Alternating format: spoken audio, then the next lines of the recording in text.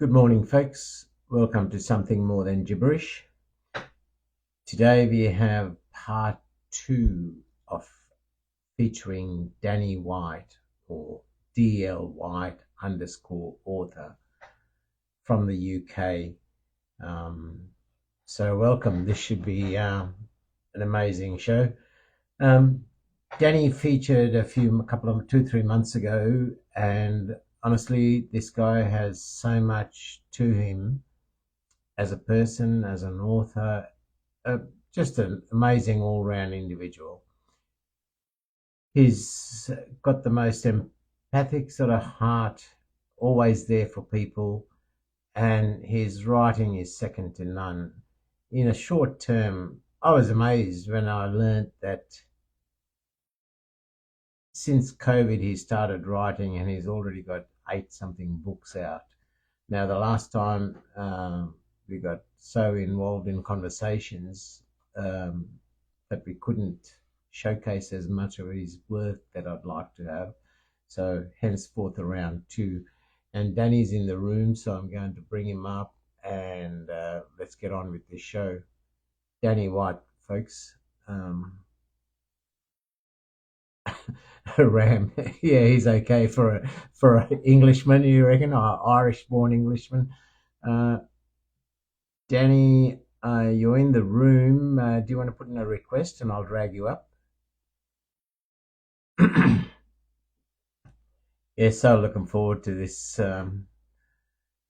Ram's in the room, and he too has been featured a couple of times on the show. Okay, here he is. I'm bringing Danny up now.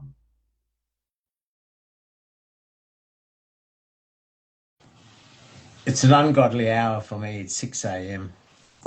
Morning, Daisy. Hey, brother, how are you? Good morning. Very early morning for me. It's 6 a.m. Thank you for getting up so early just for me. Oh, I've just set welcome, this man. Welcome. camera up. Hope Let's you've see. been Is that well. okay? Can I just ask first of all, can you hear that fan I've got on? No, No, that's good. I've got a fan on because it's really hot in the UK at the minute. We're having record ever summer. we are so opposite. I've got a heater going in the room because I wake up at about 5 a.m. or 4:30, and I've got the heater going because it's bloody cold. I'm still in the middle of winter, or just on the tail end of it. I feel so blessed that someone would get up so early for me. Ah, I know you got a young toddler as well, right? So I know sleep doesn't come easy when you got young kids.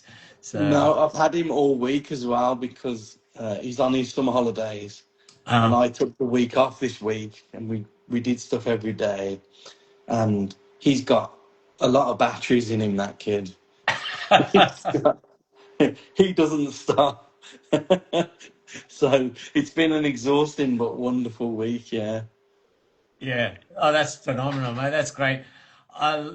It's great that you could take the week off and spend with him too, because those holidays, once they start school and so forth, you really don't have a lot of time during the academic year, sort of thing, right?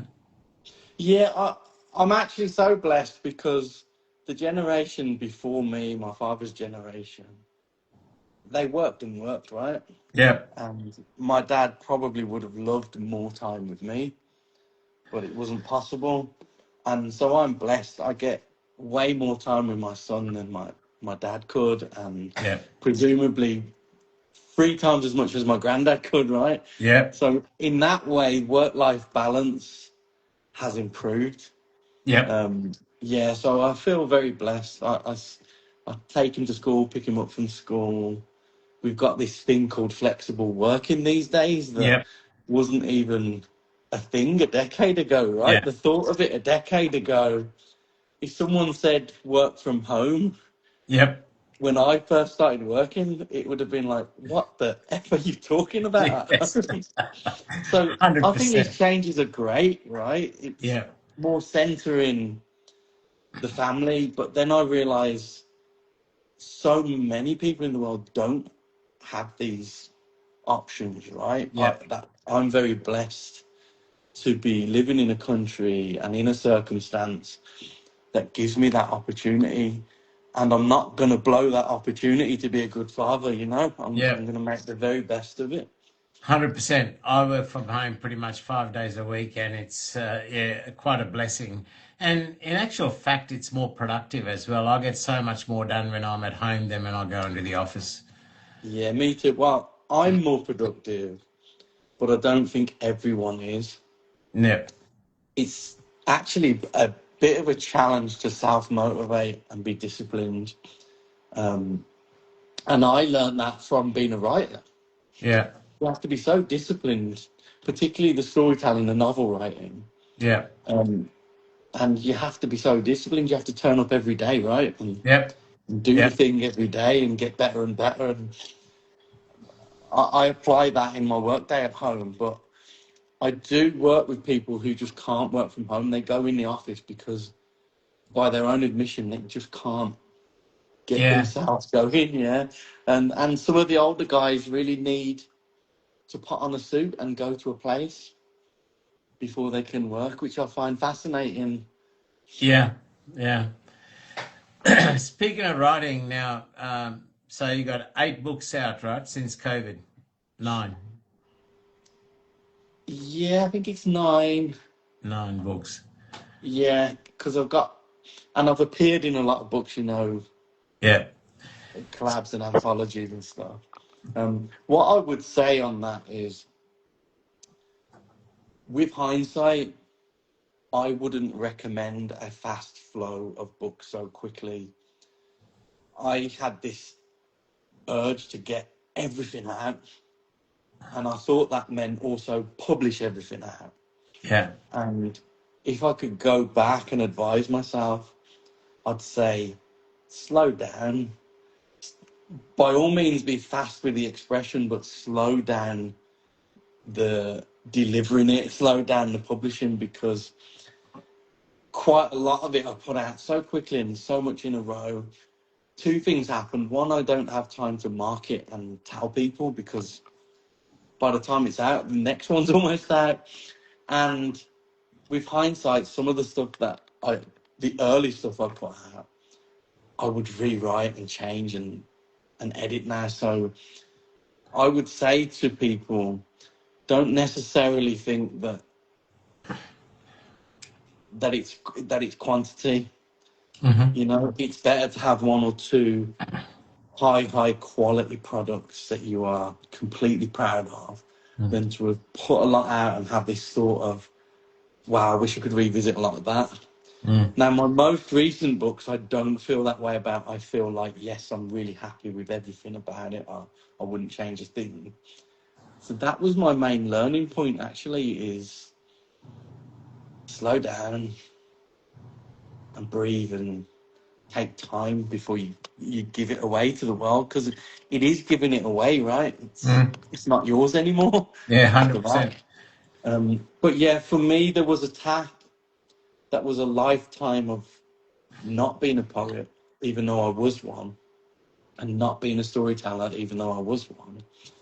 And once the faucet was opened, it just came out of me at such a biblical, magical rate that I was just like, like the lightning was crackling off my fingers and ears. It was a phenomenal rate. I mean, like, I was gobsmacked when you said, like, I thought he'd been writing for like years when I saw your biography of 9 books out. And then at our last show, when you said you only started writing around COVID, I was absolutely floored. I thought, wow, this guy is a machine. But that's Yeah, very wise advice, though. I think, yeah, definitely, because it's not just giving of yourselves, it's giving a very treasured part of yourself as an author, right, to the world. And I think that needs to be treasured and treated with a degree of reverence, because quality should not be sacrificed, because it's really exposing that very intimate side of you, right? yeah. I mean, everyone's different is the thing to say as well. And I know poets. who are phenomenal, who I admire greatly, who write 6 or 8 poems a year. And that's all that the way they function, that's, you know, when the mood takes them. And it's phenomenal work. And I'm like, wow, you're doing an album a year, right? Yeah. And I also know other poets who just can't stop writing, and it's poem after poem. And I also admire them. It's phenomenal. So I don't think I can say there's any one way, but I can just give my experience on publishing in particular. But yeah, I think the old saying is there's plenty of ways to skin a cat, and I don't think anyone's right or wrong. You're just expressing and being human. And the most wonderful thing about the art form of poetry is everyone's got this connection in that they're poets, but they're all poets in a completely different way, right? I noticed Ramrock was in the chat, and like, he's a completely different poet to me, but the similarity of the art form just bonds us, right? It's like I read his stuff and I get it and I feel it and I want to sit inside it, right? And what's remarkable about that is, without this wonderful internet and without the connection, there's almost no chance that we would meet. And now I know people from across the globe who are also poets. I feel less alone, because it's quite lonely being a poet, actually, at times. And experiencing different voices, different human perspectives, and learning. Like, so I love to sit with a poem that someone's written from their actual life experience, you know, like a black person will give you a poem about their black experience. I'm sitting there gobsmacked and learning and understanding and growing, because I think being a poet is a journey of growth and humanity, not just writing. Well, for me, it has been a journey of humanity. And I don't think we should ever let the machines be any part of that, because it's, you know. And it's funny, like we're talking about Ram, is an amazing writer, and he writes from, you know, all different sort of aspects on life's journey. But one piece that I'll never forget, that he wrote quite a few years ago, and it stuck with me, about a massacre down south at a school. And that piece was phenomenal. And you were speaking of discipline as a writer. A mutual friend, Tom DeSaro, he blows me away. He's just about, in the next week or so, I think his 5th book's out, and each of them are about 450 pages approximately. Books. I've got some of his here. Yeah, I've got his Here's first 4 books his. Here, but not the 5th one. I haven't yet. It's not released. You get value for money when you buy one of his books. Yes, 100%. You absolutely do. And I had the honour of writing a little bit on the back of this one. I've had that pleasure for his upcoming book. He graced me with the opportunity to write a bit on the back cover of this forthcoming book, his 5th book. But talking of discipline, I think Tom daily sets himself from 5 a.m. to 7 a.m. purely for writing, and then he starts getting ready for his workday. That's pretty phenomenal discipline, right? And he writes so frequently, even on social media, but none of his pieces are compromised. Each piece, the quality is so brilliant, right? So it gets back to what you were saying about being disciplined as a writer, right? That's I wish I had that kind of discipline. I've got too much happening in my life to be. My 3rd book has been in the burner I haven't touched it in the last 6 months. I've been just so occupied with everything else in life. So that discipline is most important if you want to retain that quality. I think so. And I think poets and artists in general are often quite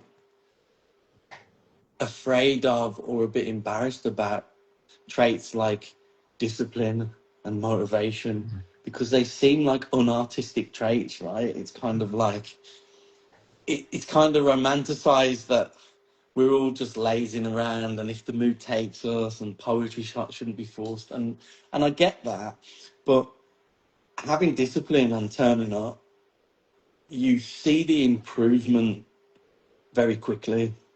That's what I saw very quickly when I changed from being a hobbyist and an occasional to, right, I've got 9 p.m. till midnight. That's what I have in my day. I've got 9 p.m. till midnight. How am I going to use it? And after about 4 or 5 weeks, I realized, wow, my writing is better. There's more of it. And I'm feeling like I'm really progressing. And so I think there has to be a mixture of engaging with the universe and letting things flow. And having a discipline of practice. And I also say to people, like, if you're feeling blocked or uninspired, you still got to practice, right? You got to think like an athlete. You know, an athlete would have a bad week of practice, get poor times and not feel their best. They still got to turn up, right? They still got to do it every day.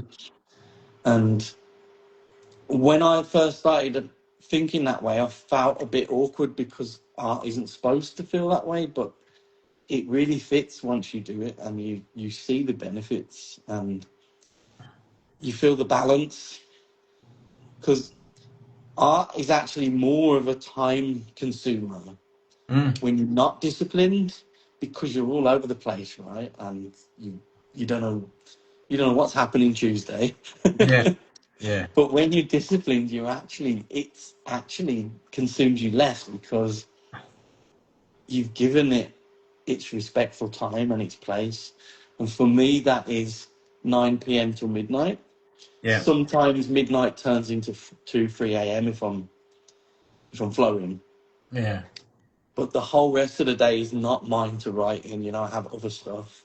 And I'm not complaining because I love my life, but the time slot I get is that time slot at night, and I just try and make the most of it and write and express, and I try to write about things that matter. And express what I think, and I express hopefully things that others can relate to. And sometimes it hits the nail on the head, sometimes it completely misses, but the misses are just as important as the hits, right? You just keep going. I just need to maybe cut off. So I've just got too much on in my life that I need to slow down and maybe cut down a few things. Like even this show, the prep work that leads up to the 2-hour show, following people up. I'm already booked up for the whole year. Till December, I'm booked up. As a matter of fact, I've got some bookings for next year already. But the prep work, the follow-ups, the chasing up of the material, the bios, the photos, etc. And then after the show, creating the YouTube, creating the podcast, etc. And then I've got my physical activity, my gym work. So that takes up every 2.5 hours every evening, Monday to Friday. Today, I've even gone to the theatre for a matinee theatre play. And then when I come back, I just need to cut off a few things. Like I could probably maybe reduce some gym time and dedicate an hour. Well, going to the theatre counts as poetry, right? Yes, going it does. To the theatre counts as poetry, right? Yes, but it's me paying money to watch somebody else play, not putting the effort, right? So, but look, as Tom hit the nail right on the head, it's finding that balance, right? And that is a big challenge. Like for me, it's been a challenge all my life. I've just, whatever I do, I just commit 110% with passion. I juggle that balance. And Tom amazes me how, to get the quantity of work that he has. And I've only very recently learned that his turnaround of these books too has been quite a short period, like Yeah, yourself. extraordinary. Yeah. And stay balanced and blessed. And when I say blessed, my blessing is like I can talk to you about I've got 9 till midnight and I can write, and I've got this life that I can work around my writing. And I'm always conscious that not everyone does. You know, I'm not wealthy, but I've got an okay lifestyle. Mm. And I work one job. I used to work two back in the day, and I work one job now. And there's people who work 2, 3 jobs, and if they are writing, they're writing in their lunch break or Yeah. on the bus. And I'm very conscious that different people in different circumstances don't have that luxury that I have Mm. to frame my life around things, Mm. and that inspires me to make the use of that time, because not everyone gets it, especially when we think of the wider world, right? Mm. Of the parts of the world impoverished, and you know, they don't have access to things, they don't have time for things. Mm. So if Mm. I waste that opportunity, that time, Mm. feel like it's spitting in their eye, right? Yeah. So I try Yeah. to make the most of it. And I learned that from my dad. He always used to say, whatever you're feeling and doing, you've somewhat won the lottery by being born into a country that has things and opportunities. And, Yeah. you know, always remember that. Mm. And I try and live by that. And I feel privileged to have the life I have, to be able to write and share my writing and express. And it's really important to me that I remember that that's a privilege a Mm. lot of people don't have. A lot of people can't even come onto Instagram, right? Yeah. Yeah. So yeah, that's one of my driving forces, is my privilege, my blessings, and because of that blessing, I like to write about things that matter. Yeah. Because a lot of people can't write about things that matter, and so I sort of feel like Yeah. I'm writing for them. You're very wise in that, Danny. You said so much in that statement, because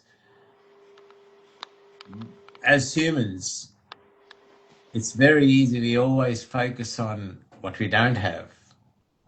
But as you just said, if you're blessed with opportunity and you make the most of your opportunities you're given, plus time. Time is the most valuable currency that we have, because from the time we're born, our destiny is a grave. So in that time span, that is your most viable, valuable commodity that we have. So to utilize the gifts that of the kind of where we're born, our economic situation, our geographic situation, etc., our life experiences, to make the best of those, as opposed to stressing about what we don't have, which we probably Hmm. don't need. That's very wise outlook that you've got, my friend. Everyone's problems are their problems, and they're real. It doesn't matter if you live in an, a good economy or a bad one. Your problems are real, but ultimately you can step back and breathe and say, "Wow, look at the things I take for granted." Mm. And I was also fortunate enough to grow up around multiple cultures, where obviously I was born in Ireland and then moved to England, moved to Birmingham in the UK.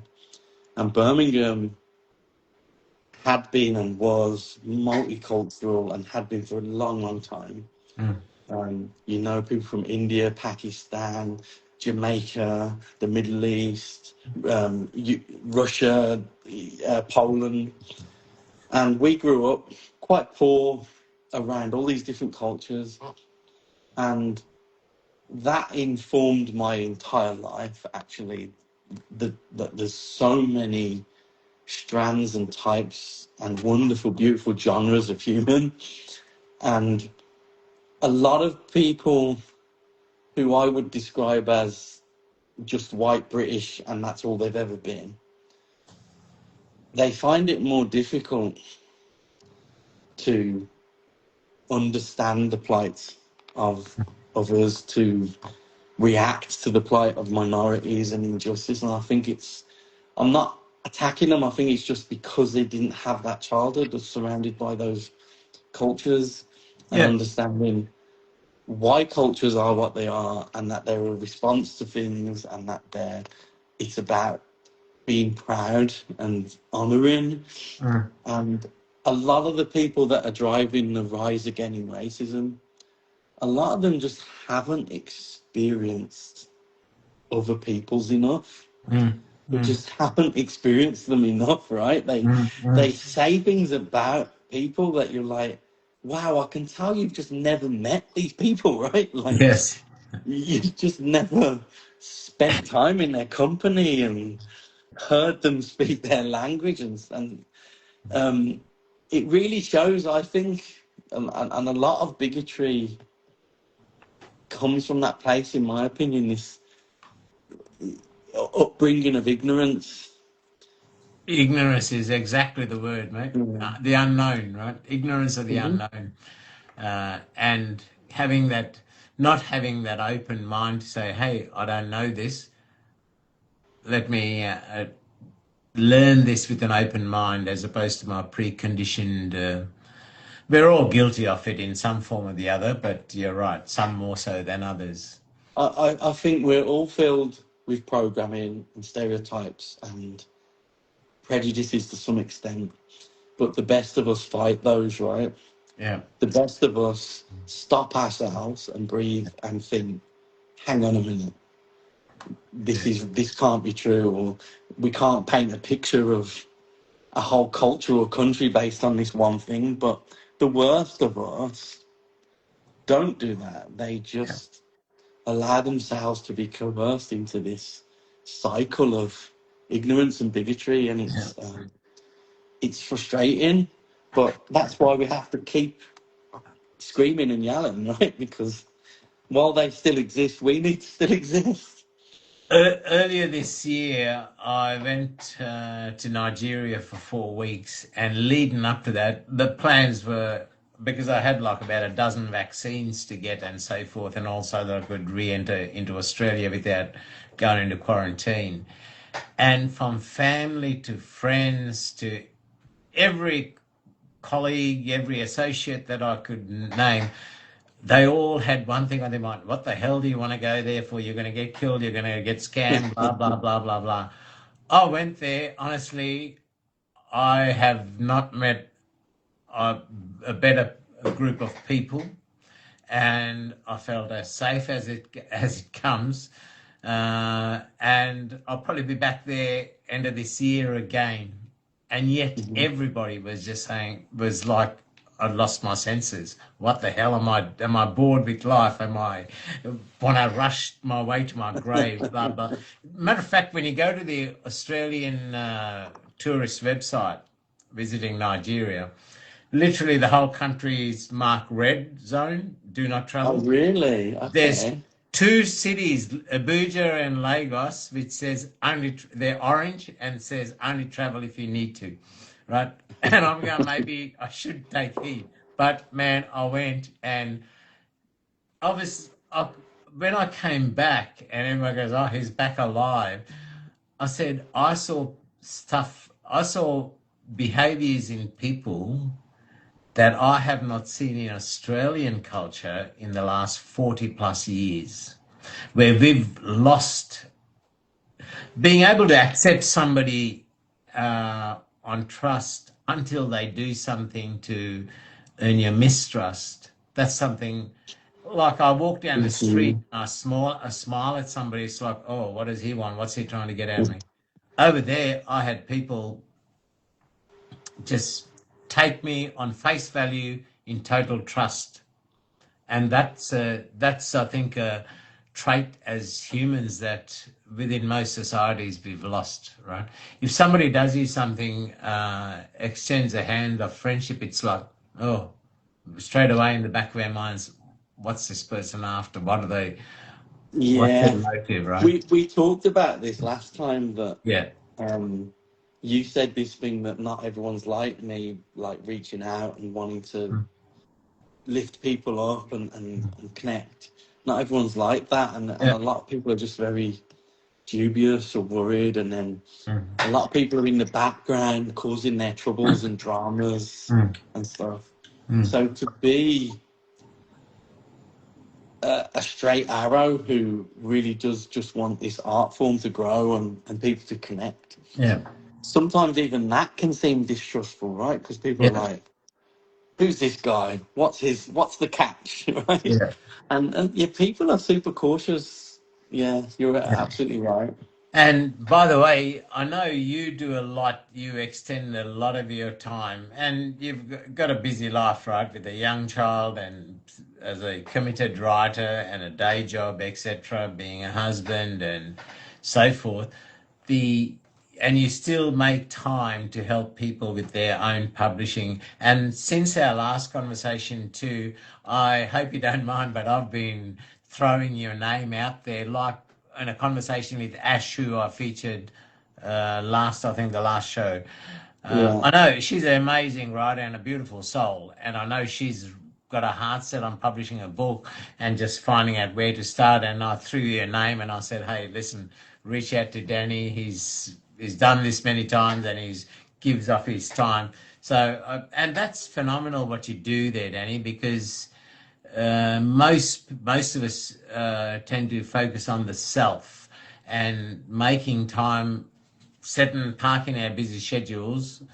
As I said, time is our most valuable commodity, and yet you give off yourself. That's so very, let very. me be clear.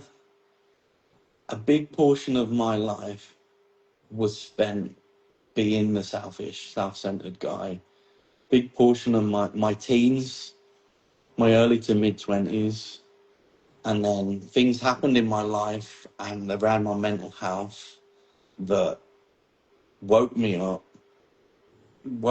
to the fact that it's not about me, it's about others, and actually helping others in whatever way, because not everyone's got tons of time to give or money to give, but in whatever way you can to help others is the best feeling in the world. Yeah. It is the best thing in the world. And I do the volunteering, with mental health support. And some of that includes taking calls for people at risk of suicide and stuff. And again, like, it's the greatest impact you can have. And I think people often think too big when it comes to the world. Like, they think about, I want the whole world to change and we've got to change it overnight. And that's my dream as well. I want a socialist world and etc. But what you can control is your individual actions and your individual interactions. And if you can affect one person's life, which is doable, right? It's very doable. Then that matters. Because if 1,000 of us did that this year, that's 1,000 impacts, right? It doesn't have to be big. It just has to be.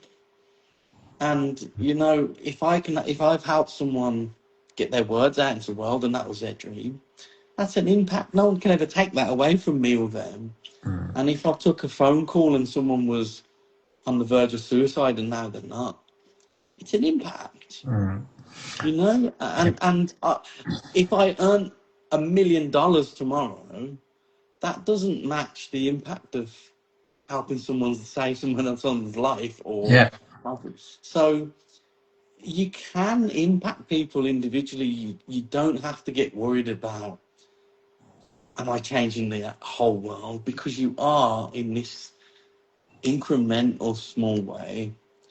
And if we all do that, something happens, right? Something happens, and of course, leading with empathy and kindness. Trying not to get yourself dragged down to people's level and focusing on what you're doing to affect the world. Yeah. Rather than getting in, like, you know, you can waste hours arguing with meatheads, and you can use your energy to debate someone who really is just looking to troll you or wind you up, or you can take your actions that you take per day, right? And Yeah. there's incredible humans on this planet. I saw a video the other day of a guy, and he gets up every day early before his work, and he goes out on the street and he's making sure the people in his local community, homeless, rough sleepers, are getting their breakfast. Mm. And he does it every day. Mm. Tell me a politician that's better than that. Yes. Yes. Right? He does it every day, and I Yeah. thought, this motherfucker every day Yeah. is getting up as early as you had to get up for me. Yeah. And he's going out and making sure these 30, 40 people, however many it is, have Yeah. got a breakfast. Yeah. That's incredible, right? Yes. What incredible impact that is. Yeah. And it's not changing the world as such. The world Yeah. is still spinning as it is, but those people's lives is really impacting, and stuff like that blows me away. Yeah. Blows me away. Yeah. I actually a few years back I wrote a little micro exactly on that. If I did one kind deed that impacted 10 people, and those 10 people then did that same kind deed, it's 100 Mhm. people, and it's that ripple in the pond just grows at an exponential rate, right? Just Yeah, one. absolutely. Mm. Absolutely. And I think that thinking small Mm. can help. Thinking small can really help. You know, you might even write a poem that caught someone in the right moment Mm. and made them save their life, or made them rethink, or inspired them. Mm. You don't know, right? You can catch someone in the right moment, Mm. in the right vibe, and that's impactful as well. Yeah. Because we're humans, and we're all imperfect and flawed and struggling in this shitty capitalist system that tries to tread on us, particularly if you're marginalised and a minority, right? Yeah. And we're all humans trying our best. So just inspiring each other and impacting each other is that's what's beautiful. And I think poetry can be defined as that in some way. Yeah. You know, picking up your pen and saying, here's how I felt, or here's what I noticed, or here's what I've got to say about that injustice, Mm. speaking it to the world. That, you know, that's what poetry is. Yeah. That's why they don't like it, the people in power. Yeah. They don't like it, right? They don't like different coloured people, different cultures and countries chatting about it and speaking about making an impact, because they want to suppress that. They don't Yeah. want that guy giving homeless people breakfast. Yeah. Yeah. If they could, they'd create a bylaw to arrest him with, because I know that happens in some places, right? 100%. I've Yeah. seen it happen here. And Yeah. so, Yeah. yeah, we are always in a fight, a battle with a system and a small percentage of psychopaths Yeah. who, and I'm quoting AJ, do you know AJ Houston and his Yes. Yeah. tango? I'm quoting him here when he said on a live, they've got our worst interests at heart. Yep. And Brilliant way that to put it. quote really struck me, Mm. because I was used to this best interests at heart. Mm. And he Mm. said, you know, they've got our worst interests at heart. And I was like, Mm. holy shit, that's so true. Yeah. So we're Yeah. in that battle, right? Yeah. So if I can just do a little something, it's kind of a tiny little two fingers up. I won't do the two fingers because your live might get. Uh, so yeah, that's how I approach it. Is think blessed. Think you're small, but you can still do something. Yeah. And don't be hard on yourself that you're not big. Yeah, you don't have to be large to be important. You can be important to one person, 10 people, and you can matter whoever you are. Mm. You can matter and make a difference. And, you know, lots of people make a difference without wanting credit or attention either. You know, lots of people in the dark do that.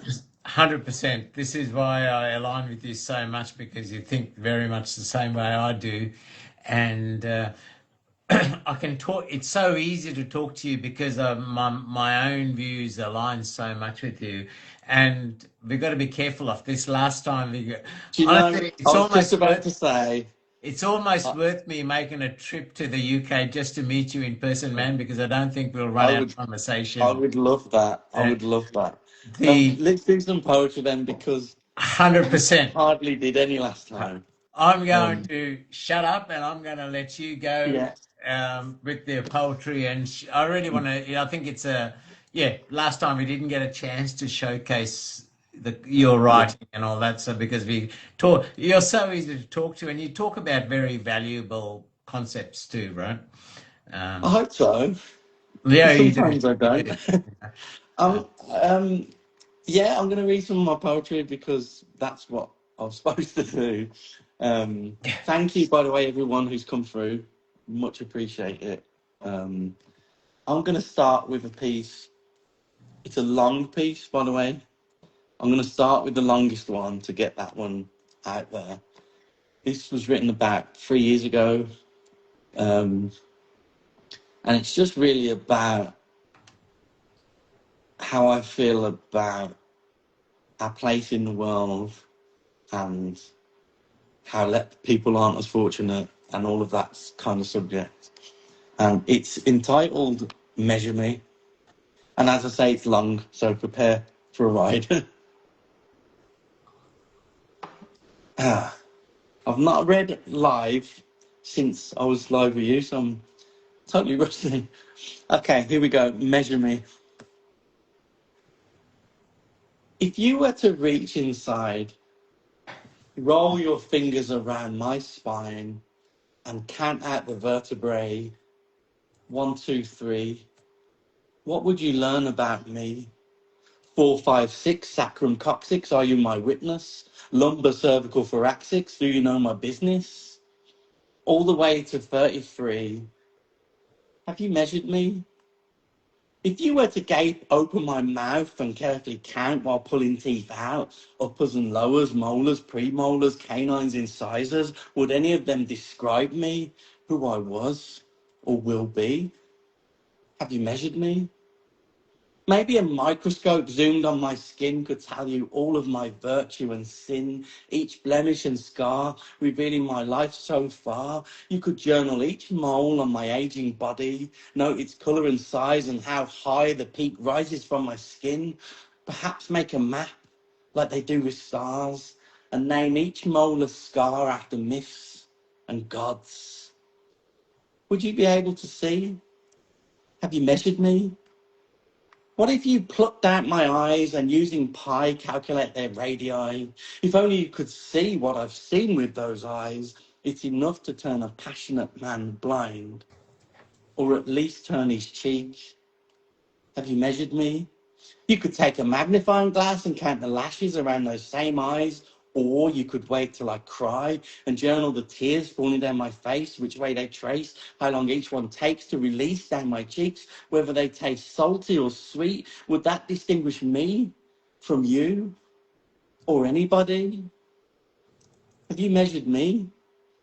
Maybe you could drain the blood from my veins, decant it into containers, count each drop, record each drip. As the body empties, how many liters would you need? How much blood is enough bleed? Have you measured me? Because all those things are me, right? My flesh, my skin, my bones, my teeth, my blood. If you record them accurately, doesn't that measure me? But what about money, salary, rank, status, all the apparatus that control us? Do they measure us? Does the size of a bank account or the number of rooms in your house really count? Or are we just accountants of some warped system which is rigged against us? But it does serve us to an extent, as long as we pay rent when it's due to the few, pay our dues to the even fewer, just about keeping it together as we grip the tether of whatever, nightmare this is, as we tie a noose around our mental health for a long shot at short wealth, lose our sense of self to have the things they sell, while our souls are bought and sold and bought back and forth to us and from us. We're not allowed to own much, just about enough to boost ego and status, which we've taken from us at the flick of a trust fund, at the cost of your pension, which doesn't get a mention in the media invention, and the lies keep us unfree. Are you starting to see? Have you measured me?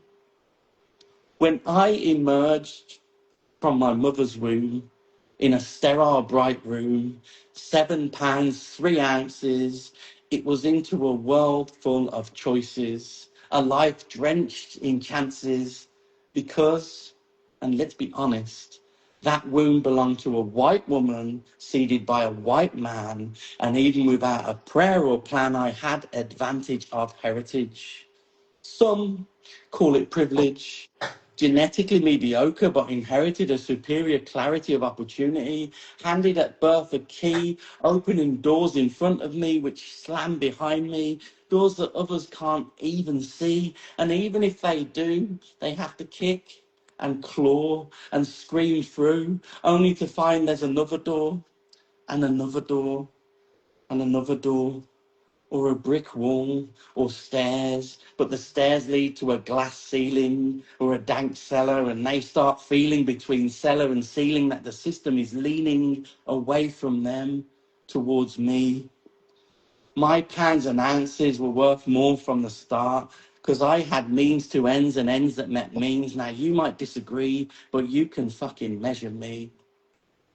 I have been publicly, unashamedly, proud and brazenly hold the hands of every romantic interest or sexual conquest I've ever known, without the gut-wrenching fears, without curses and jeers, without stares and glares, the occasional flare-up because I didn't conform to comfortable norms, attacked, spat at, stoned on the way home where mum and dad didn't disown me.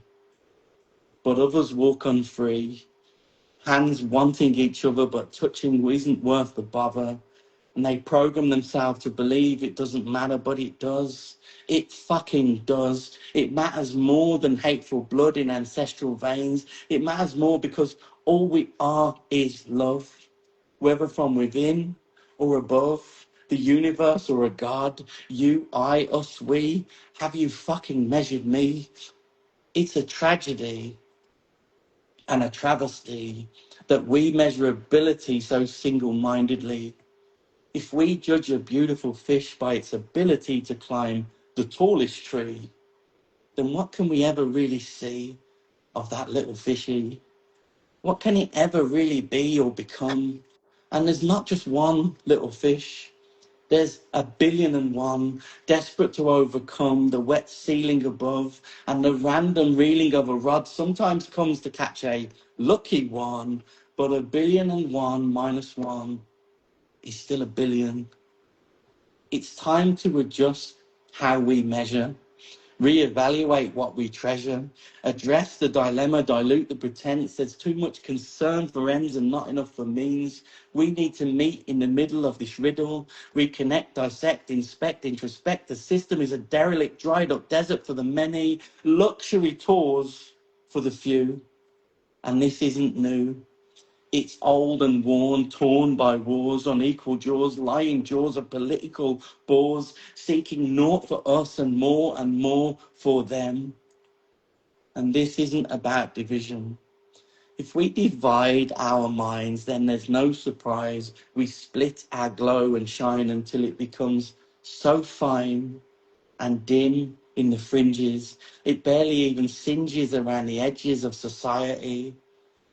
If you carry a candle to the darkness, it will only lighten your face. 1,000,000 candles, now that could cast darkness away. But for how long? See, a candle is finite. It burns, then it folds into smokiness, and in the creases hope ceases to exist. So we've got to bring more than a candle, more than a temporary torch.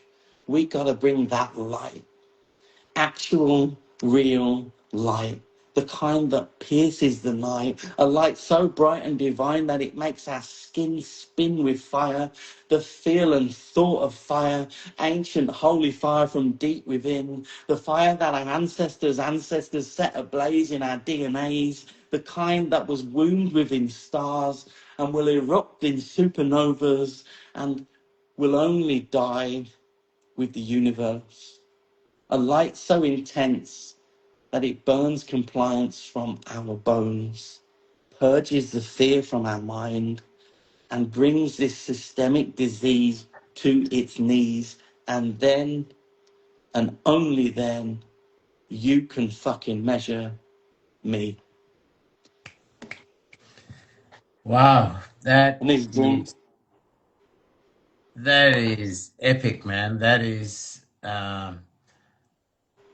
so powerful. Covered so much. But I love how it was written in very amazing, beautiful lines, but with very basic, simple vocabulary that anyone, whether English was their second or third language even, could grasp the meaning of. You know, the fish climbing the tree. You know, count my lashes or taste my tears. Like,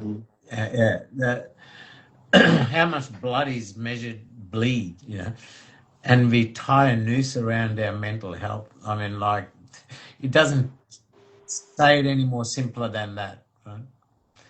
And yeah, I think this poem was just an outpouring of a bunch of feelings and a bunch of thoughts. And I did very intentfully keep my language clear, and a lot of my poetry for a while became very almost too flamboyant and showy. I seemed obsessed with showing off language and how it works and what it means, and fancy words. And my journey has come back around really to the beauty comes from what you're saying, not necessarily the word. And everyone has a different lexicon, right? A different vocabulary. And I really learned that I went on this journey of, how can I be the most erudite and beautiful and purple, as they say? And then I realized, oh no, you just got to express. yeah. And how you naturally express will bring out the thoughts. But I do think people need to go on those journeys and experiences. I've always focused on keeping the language that I use very accessible to anybody in any corner of the world, keeping it simple and very digestible manner for somebody who has the faintest grasp of English. And a light that pierces the night, that was a profound statement, because a candle or any other light has a limited lifespan, but divine light is endless, right? I think the world is full of good intentioned candles Yeah, yeah. that burn out. That is mind-blowing.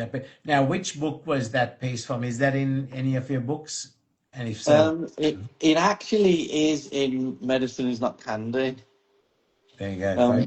But it was never a piece written for the page, if that makes sense. Yeah.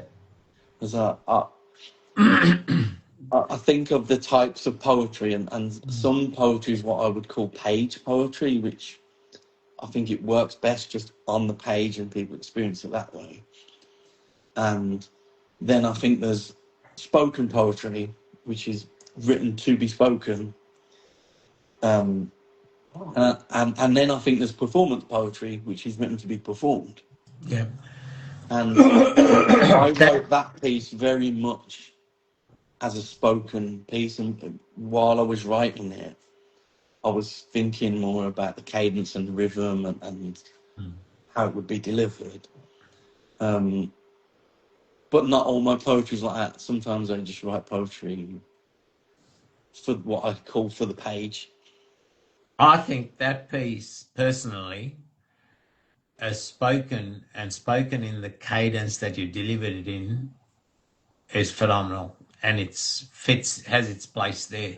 But I also think it's got its place, and the reason I asked if it was in a book is that's the kind of piece that is timeless, that in reading it and digesting different lines can help us to bring somebody who's getting a bit distracted back on track, you know.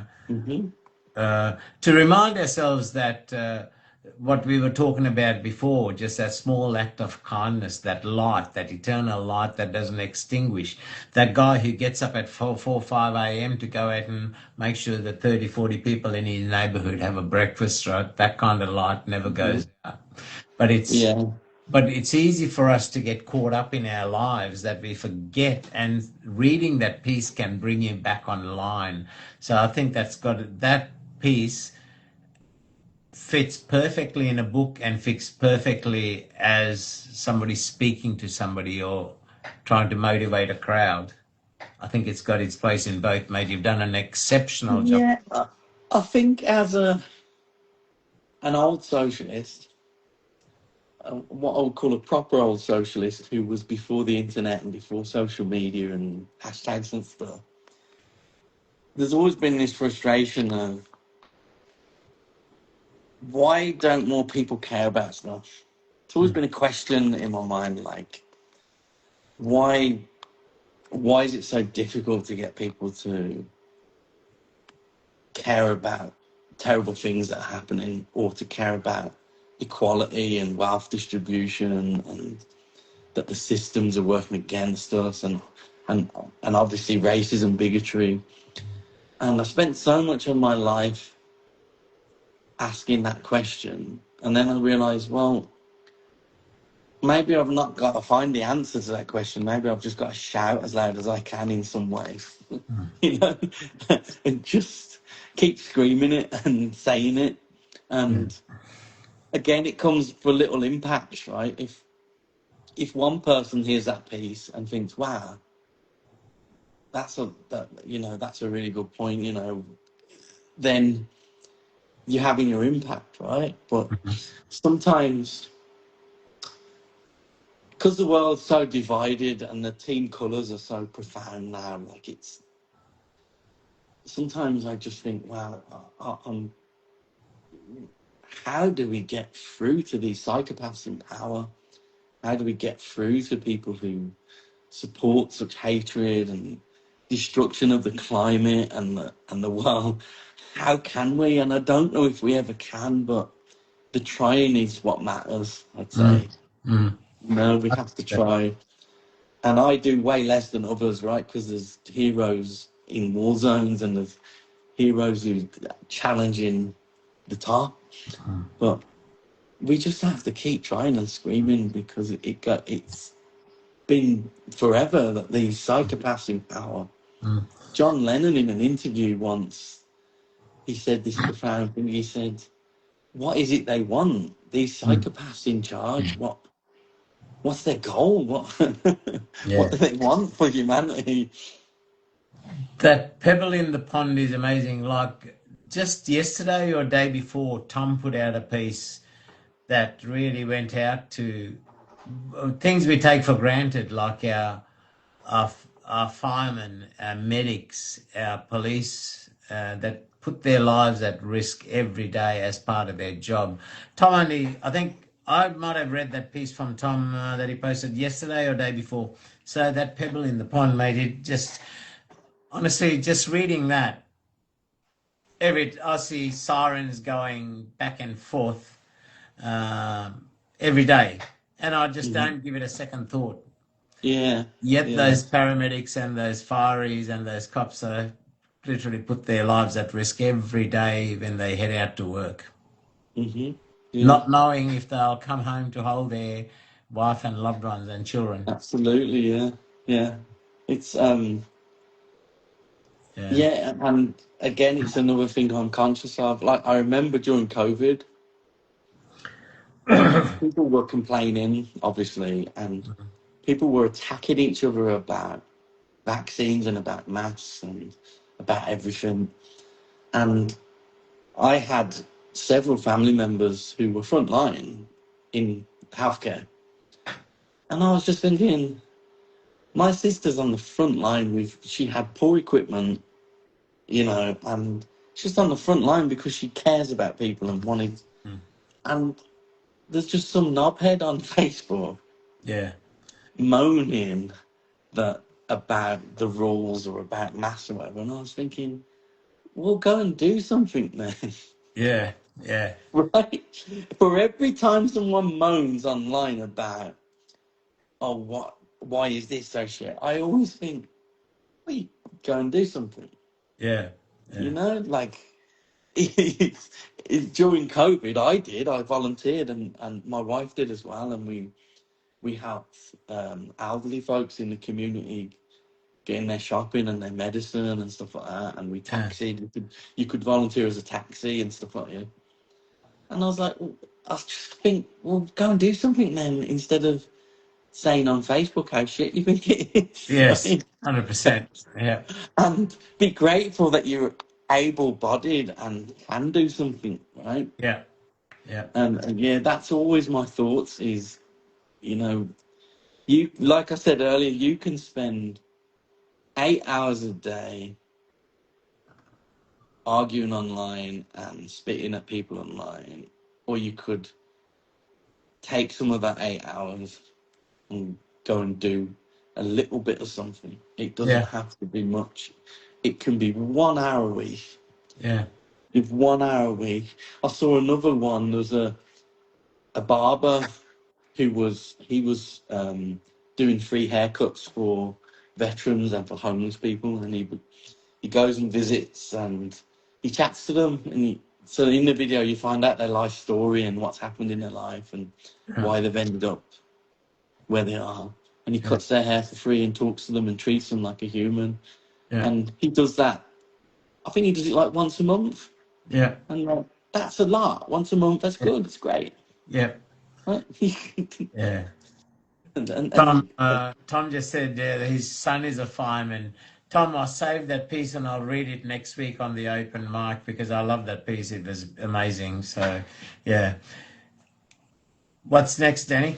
I'm going to read, this piece is Run Sister, and this was the first poem that I felt confidence about putting out to the world. It was the second poem I ever posted, and I posted it on Facebook initially and then Instagram, and it got this response, and I thought, oh, and it was the first time in my journey, so this is going way back, that I thought, have I got something here? Yeah. Yeah. So I always like to read this one because it's like a throwback to me realizing perhaps I can, perhaps I've got something here. So this is Run Sister, and it's a message to, it was specifically a message to my sisters, but it's a message to all sisters, to all women. And it goes like this. Walk, sister. Walk like you've nowhere to go, but everywhere to be. Step out, sister, with loud pride and quiet grace. Saunter and traipse without fear of disgrace. March, sister.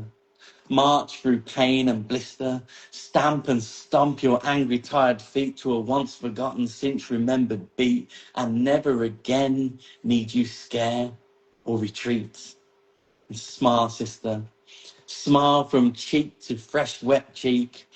Don't just grin and bear it. Suck it up and wear it. Proudly beam like a cat that got the cream. Represent your dreams and be their nightmare. And try as they might, to cut down your delight, stand twice your height, smile thrice as hard, be 4 times as happy, it will drive them near crazy, and dance, sister. Dance in unalone solitude, sketch your dreams through every room, and take it to the street. There let your rhythm and soul greet, the past and present meet. Roll and grind, swing and glide, waltz and shimmy in fresh new victory. Salsa your demands and tap dance your story. Quick step your pride and foxtrot your glory. Shout, sister. Shout like you've always had a voice, wild, wise, and free. Scream, sister. Scream as if nobody ever said you couldn't, told you that you shouldn't, goaded that you wouldn't. Yell, sister, loud and proud as if it's always been allowed. Wail from your top and bottom through virtue and sin, from the heights and depth of your soul, fiery hot, icy cold, from the wetness of eyes to the tips of your toes. Hurl your words to the darkness through your unbanished, unburdened lips. Damn well let it rip. And breathe, sister. Breathe as if first freed from balmy salt water. Gasp and choke if you have to, but breathe. Inhale and really feel it. Exhale and release. Revel in the sweetness and bask in the peace. Run, sister. Run like your life depends on it. Gallop with unfettered freedom and unbroken bones. Run like life might never begin or might never end. And that's Run, sister. Again, a very relevant and empowering piece too, right? When you look at even today, in this day and age, there's so many societies where women are oppressed and suppressed and, yeah. And where even in permissive cultures, they're still living under a threat, right? Well, I think that the oppression of lots of groups of people, but inclusive of women, I guess I would say more specifically minority women as well. It's always present, and left unfettered, they will oppress and oppress and oppress and suppress and subjugate. Yeah. And it's only us going. And so my message really was about just keep running and keep marching and keep screaming. Because if you stop, that's when it creeps in, and the powerful will always seek to oppress and suppress people. And obviously the world isn't, I guess, as bad as hundreds of years ago, but that doesn't mean it's anywhere close to perfect, right? That doesn't mean there aren't people. There are more slaves than any point in history, for example, living today. More people live in slavery than at any point in history. And, there's countless networks of sex trafficking and oppression of women and their rights. And some countries are worse than others and do it in different ways. Yeah. And, I think there's a long way to go. Yeah. And because there's a long way to go, I think freedom for any group of people is about them finding their freedom. Yeah. And me as not marginalised. I guess technically I'm marginalised in that I'm Irish Catholic growing up in the UK, but I need to be a cheerleader and support and I shouldn't be speaking for them or on their behalf. I should be cheerleading and saying, go, you do it, we're here, we've got your back. I think too many white people try and speak on behalf of others and try and sort of white-splain things. And I think that my job as a privileged person should be to support and listen and learn and cheerlead. And too many people feel like they have to have something to say. There's too many podcasts, right, with two white guys talking about women's issues or black issues or indigenous issues, and I'm like, dude, you're just two white guys, two privileged white guys. Yeah. You know, have you tried talking and listening to someone else? Yeah. And I find and yeah, so less of that and more of listening and enabling voices to be heard, because they've got the best things to say. They know it. They live it, right? Yeah. So Even yeah, that's my opinion on that. even when we think about that immigrant that migrates to another country to give their children a better chance, changing and adopting that in itself is a challenge, right? What you and I Yeah. might take for granted, but somebody's coming in there where language could be a barrier too. So, hmm floor's yours, my friend. Um, the next piece I'm going to read is titled "I Remember," and this is about an extraordinary poet, Andrea Gibson, who was one of my top few contemporary poets. Unfortunately, they died last year.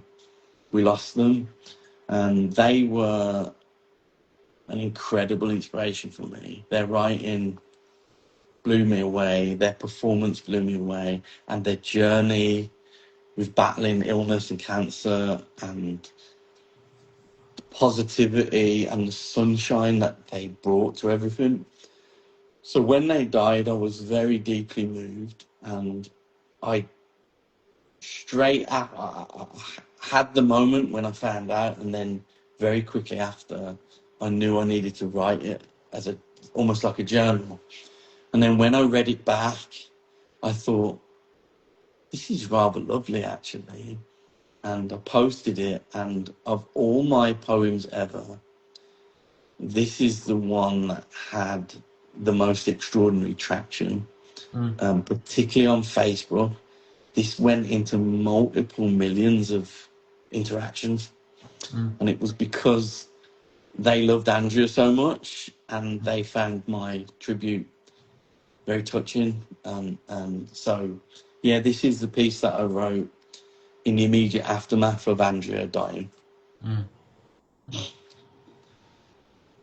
I'm making my son's lunch when I find out you've died, cutting up carrot and cucumber while crying.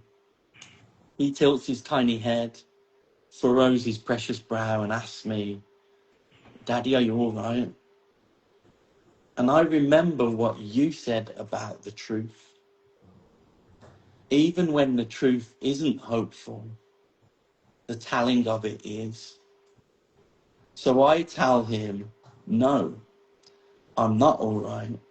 A poetry angel has taken flight, and Daddy is very sad about it. I know it sounds far-fetched, but I think he understood. In the way trees understand soil, he opens his arms wide as a bridge and lunges for a hug. And I remember what you said about heartbeats. If you were to press your heart close up against somebody else's heart, eventually your hearts will start beating at the same time. I feel a desperate instinct to retreat. Take my sorrow to the spare room, close the curtains, turn off the lights, hide from anyone who might dare to care about me, to lick at my collection of wounds, tired and alone. But I remember what you said about relationships. We gather each other up. We say the cup is half yours, half mine. We say alone is the last place you'll ever be. So I call my wife and tell her about a growing ache in my stomach, how unfair it is that a poet of such monumental importance now only exists in memories. But she reminds me what you said about death.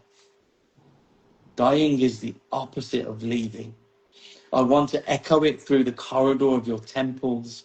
I am more with you than I ever was before. My heart swells grateful as I realise you're not gone. You're still right here, in books on my shelf, videos in my feed, words etched in my skull, hope echoing through my bones. You're still here, more than ever. How lucky I am, how privileged we all are to have glimpsed your soul through a miraculous lens, a pen dipped in cosmic ink, a voice so authentic it could have been wombed in stars, an immutable spirit set wild and free. How inspiring, how wonderfully inspiring you are. I flick through your books, too afraid to land on a single page, in case the words spontaneously combust upon reading, or sprout wings, escape their paper prison to be free, as words should be, with you in the afterwards. But what I'm most afraid of is the words won't be the same shape ever again, that the weight of loss presses them into crueler, cruder, angrier creatures, that the meaning will be tainted by my mourning. I feel a tension in the meat of my heart.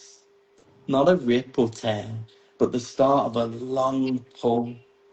And when it releases, the flesh will be softer, slacker. And I remember what you said about hearts. In the end, I want my heart to be covered in stretch marks. I ideate myself out of existence, as I often do when down dark. The tricksy little imp whispers from the back seat, implores me to spin the car off the cliff to join you. And I remember what you said about grief, that every falling leaf is a tiny kite with a string too small to see, held by the part of me in charge of making beauty out of grief. So I'm writing. I don't know if it's beautiful yet. Not in the way you are. Your consonants dance with your vowels. Your sentences have curves and edges. Your poetry can sail a ship or bend a spine, dress a wound or slice the moon, while mine seems edgeless by comparison. And I remember what you said about creating. We have to create.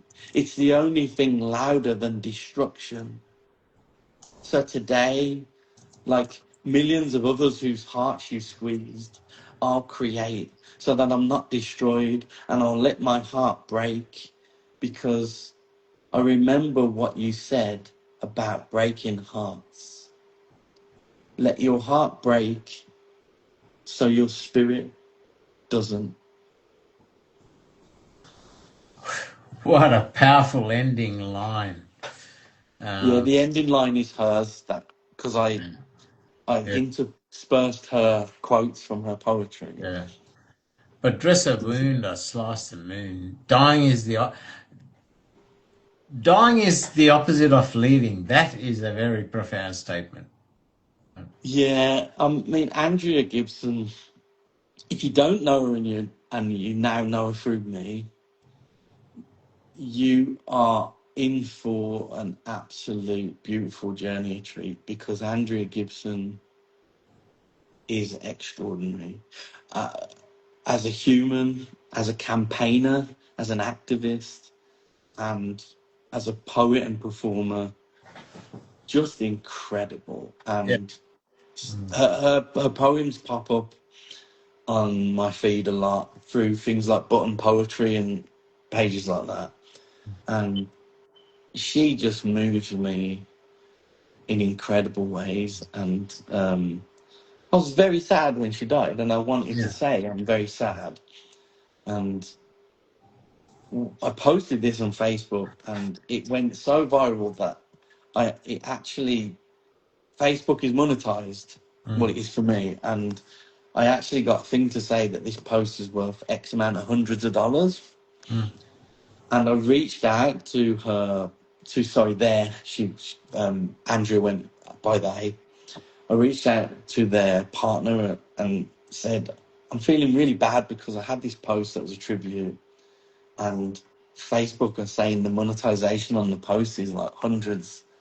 I would love to give it to a charity, and she gave me a charity that Andrea was important to Andrea that I could donate the money to, because I just thought this doesn't feel right, right? Like Yeah. making money. So I donated it to this beautiful children's cancer charity that Yeah. Andrea found important. But yeah, I'm really proud of this piece because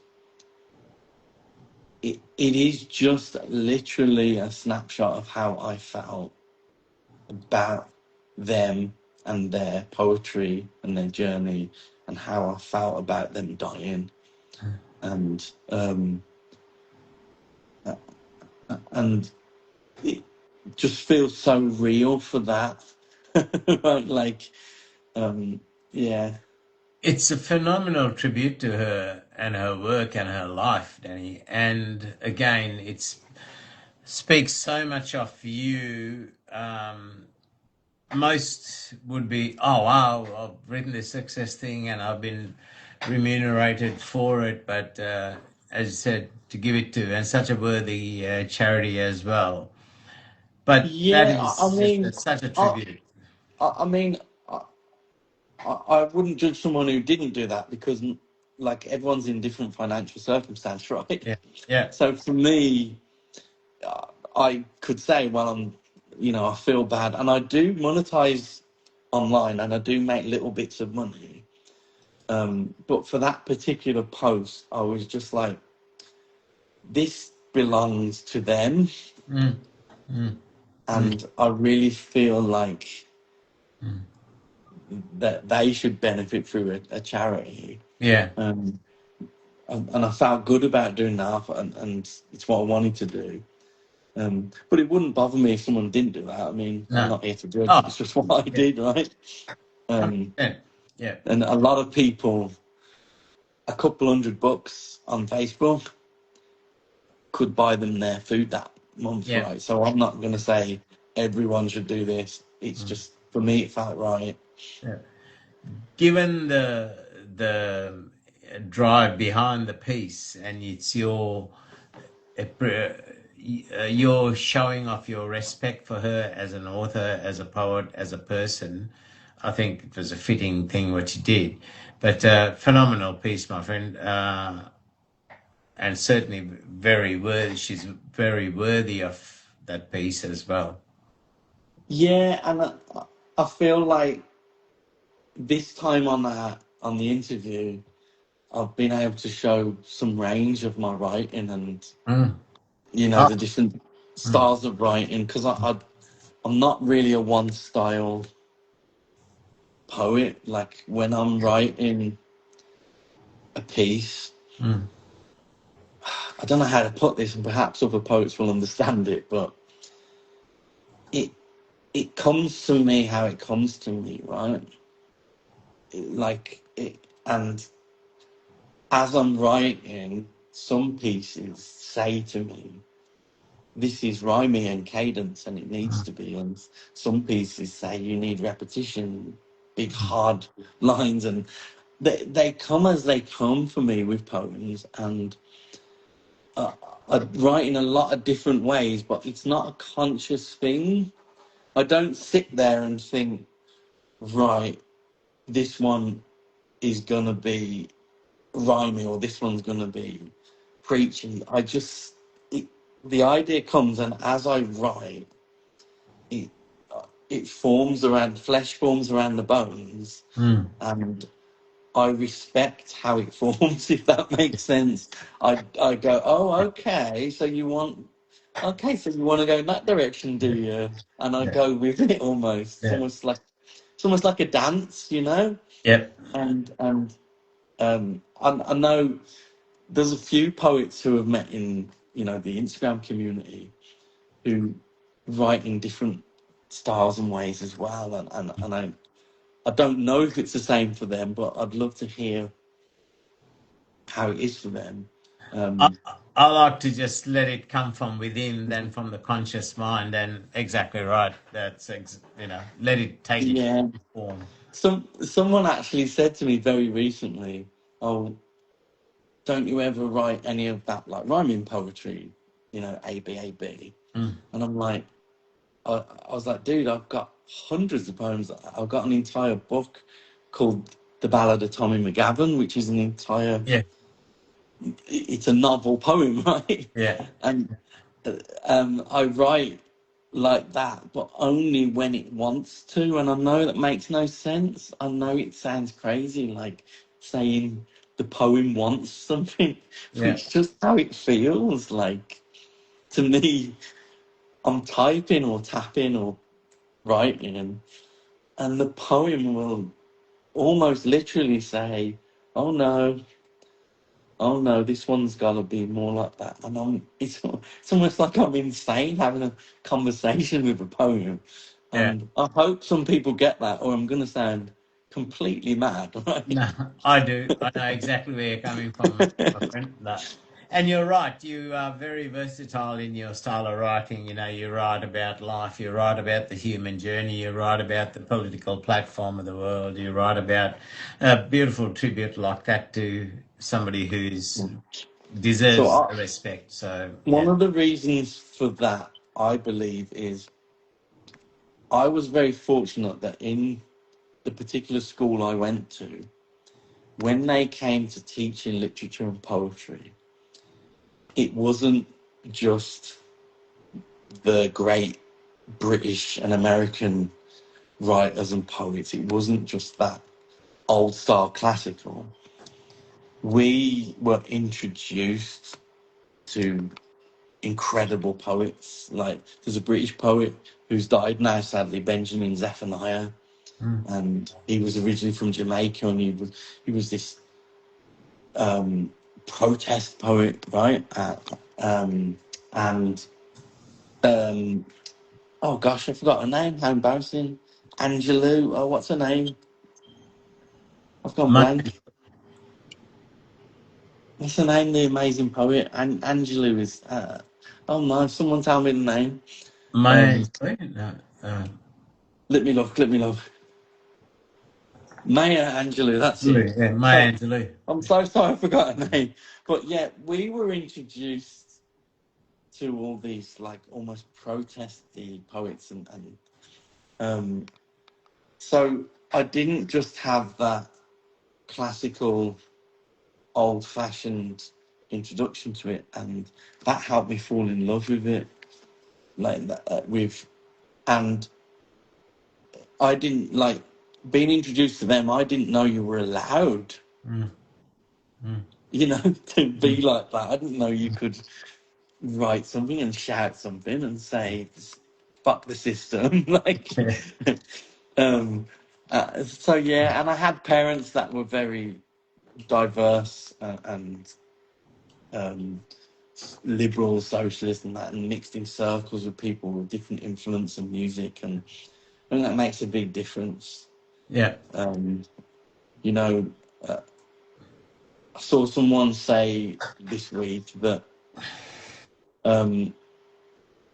you can only grow to the fishbowl you're in, right? Like, and it's not necessarily someone's fault if their childhood and upbringing was in a certain fishbowl, right? Yeah. Because they didn't choose that. Yeah. But my fishbowl was quite broad because of all those cultures and being introduced to things, and Yeah. I'm very, very grateful for that. Yeah. Um, yeah. I'll read some more poetry, shall I? We got about another half hour, so go Okay. crazy, showcase. The next piece is called Crownless. Someone passed this piece off as their own and What was the got good. title? Crownless. Crownless. And someone plagiarized this piece and did very well with it online. And Really? someone sent to me and went, "Have you seen this? This guy on Facebook has literally just posted your poem." And I went and commented and, like, tongue in cheek, I said, "Oh, thank you for sharing my poem." Um, I'd appreciate, and obviously the guy blocked me, but I consider that. I mean, plagiarism is terrible. It's a shitty thing, Mm. but there's a huge compliment in there, 100%. right? Because I looked at his page and there was other really great poems that he was knobbing off as his own, right? And I thought, there's a compliment there that, you know, he considers my poem as good enough to steal. And I don't really have time to go trying to do something about that. Like, I don't think there's that much you can do anyway these days, but yeah. So this is Crownless. I wrote this for International Women's Day. I was asked to write a piece for a magazine, and it was for International Women's Day, the edition was, and they specifically wanted some male voices to offer some poetry for the.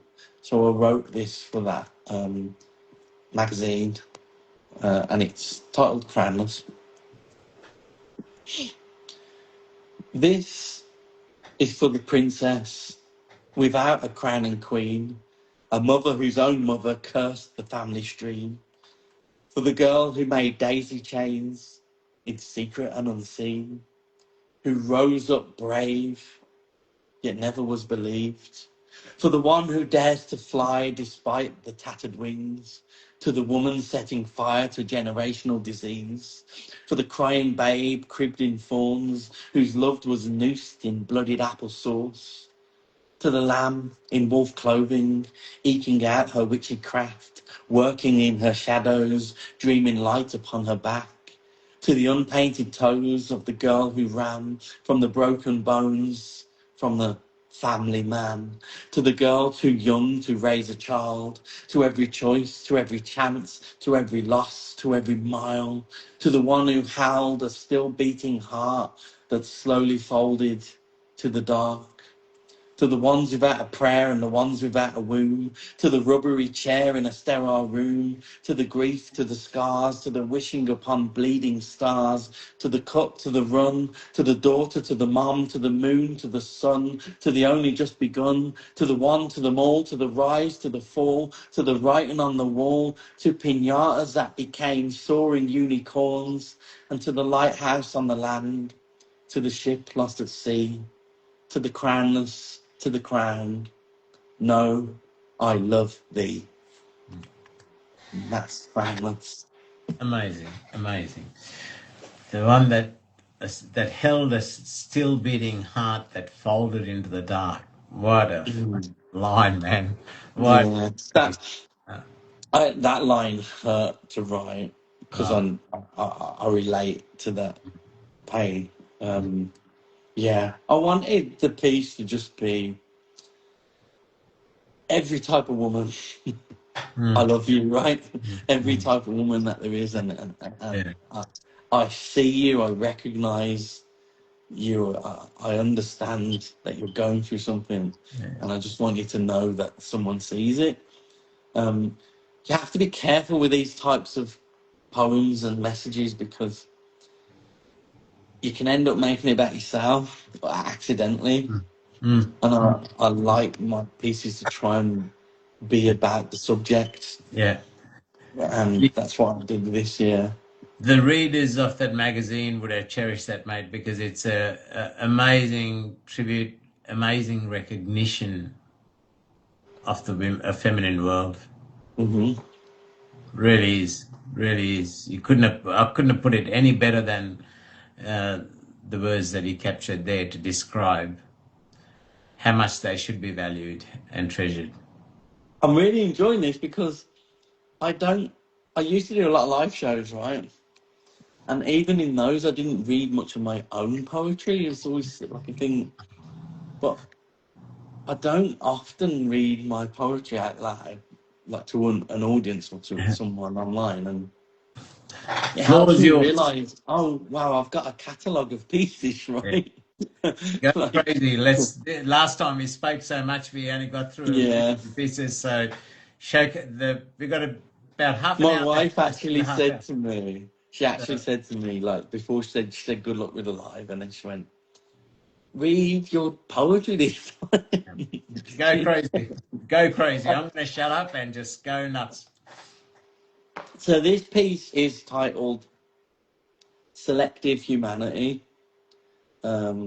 this is quite a recent piece, and I wrote it really out of frustration for how some people will have this deep, loud humanity for one thing, but a blind eye for another, right? Like and I call it selective humanity.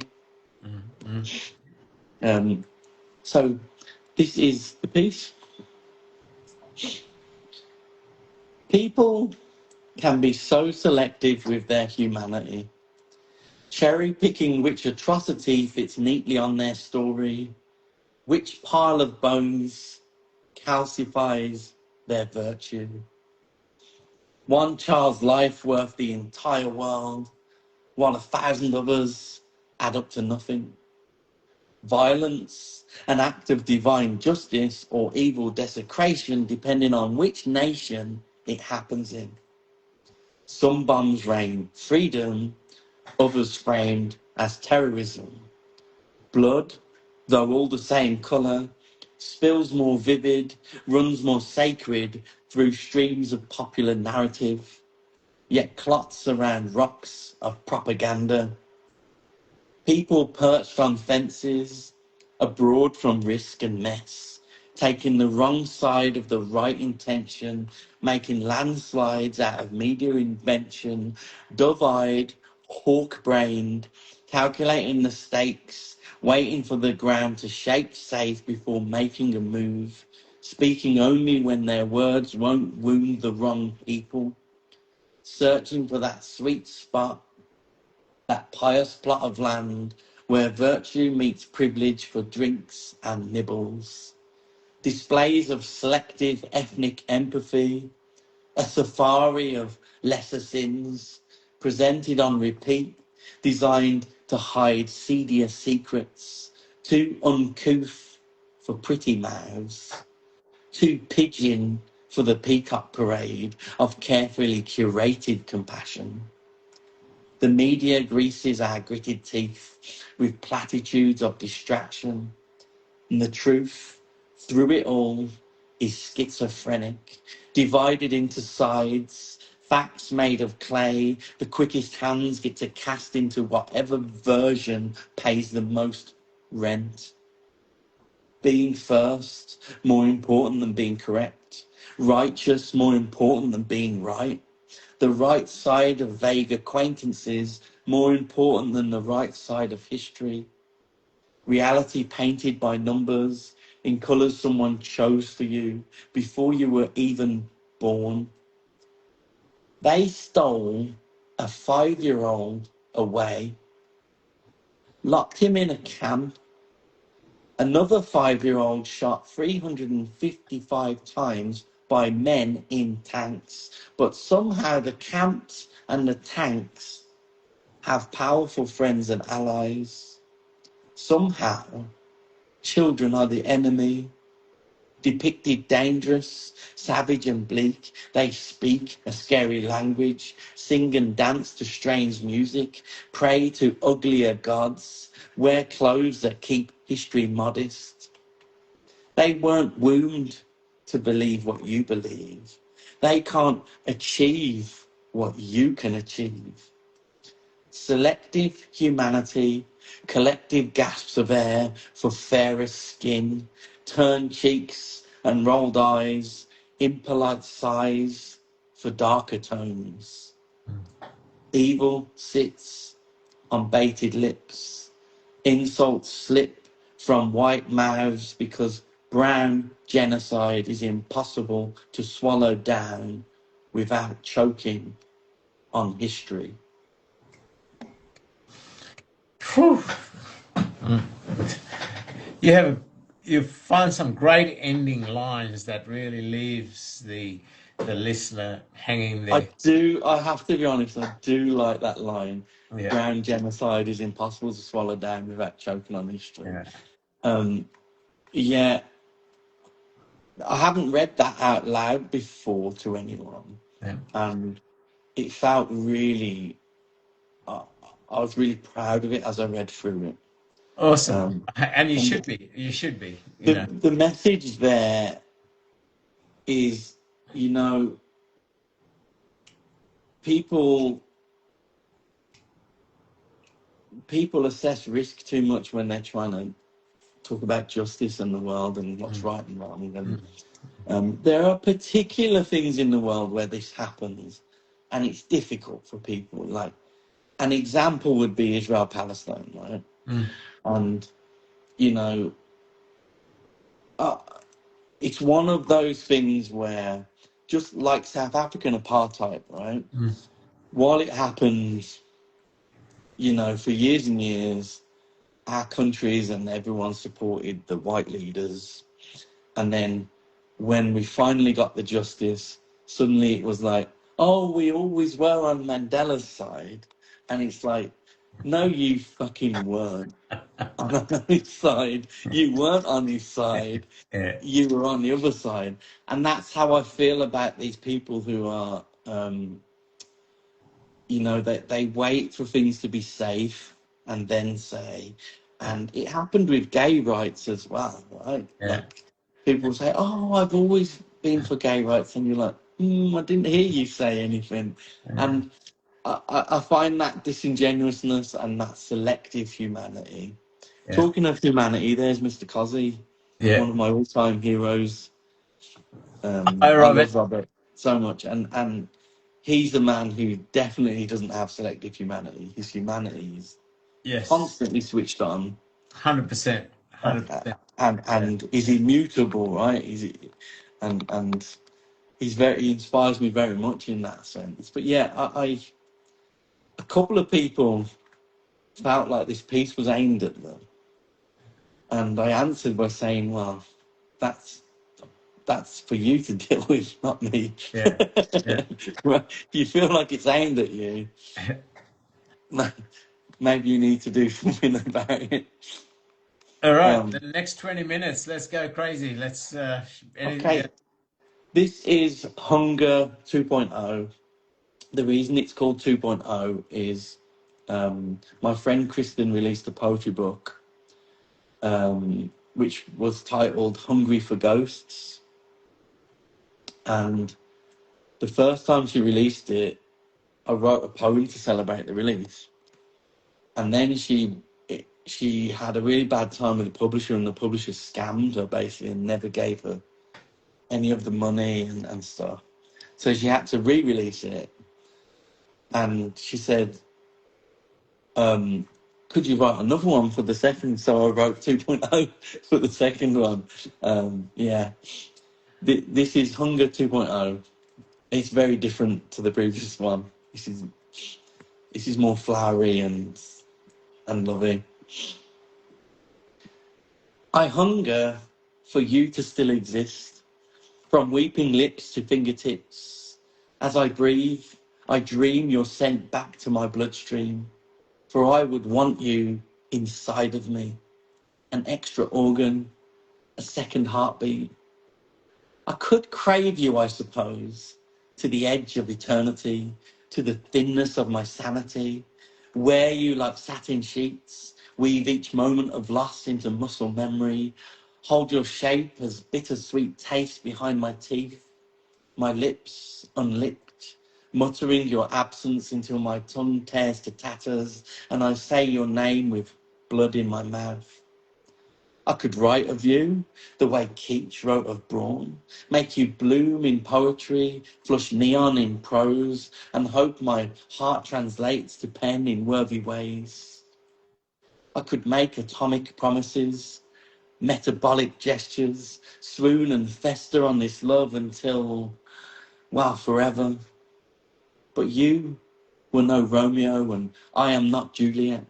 We were not young lovers destined to form a death pact to spite them all. No, we were longer lovers possessed by sands of time, tangled up so tight we forgot to stop choking the life from one another. They say that love is both the hunger and the food. If this is so, I was famished, yet brim-filled by you. And my love without a willing host crumbles to starved dust. In lieu of mortal flesh to touch, I'll settle for your ghost. and that's Hunger 2.0. Thematically and stylistically, this piece was in line with Kristen's book and how she writes, so I went in that direction. But very different, right, to talking about humanity and war. Certainly shows your skills and your adaptability as a writer to be able to fit in with somebody else's narrative as well, or style. Yeah, I used to love doing collabs. Well, I say used to, I still do love it, but I don't do it as much. And for me, a collab wasn't about the end product. It was about experiencing writing with another person and figuring out where they were coming from and their style and the way they used words and the way they used cadence and skill set. And I'd really always try and meet them halfway. And I loved writing collabs in that way. And I learned so much from other writers and their style and that. To me, everything from learning new words through to learning new stylistic ways of expressing, and that was important to my journey. The success of a collab to me is when the reader cannot differentiate between who wrote which page or which line. Mm-hmm. No, that's and actually, years later, looking back at some collabs, there's parts of them where I'm like, did I write that or did the other person? Yes. Yeah. Which is really cool, right? Yeah. The next piece is the opening piece from my book, Medicine is Not Candy. That's me lying on a bed, by the way, at a music festival, inebriated, shall we say. And I took the photo to send to my wife because she sent me a message saying, "Oh, how are you feeling?" And I took this photo to show her how wasted I was. And then I realised, oh wow, I took that part of that photo. It's actually quite a good book cover because it's like, that's really me. So this is the opening poem from that book. It's titled Burden. This one's about depression, mental health, and I haven't trigger warned the other pieces, but I think this one does deserve a trigger warning because it quite directly talks about the subject of suicide and mental health in that way, so I would trigger warn it.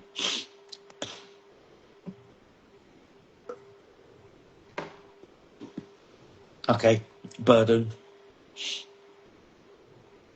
A sunrise, yearning for sunset, a new leaf fiending for fall, a silence waiting for a storm, a dear old friend you can't quite connect with anymore, the eyes of an ex-lover, pity where passion used to be, forgetting to ring that relative 300 days in a row.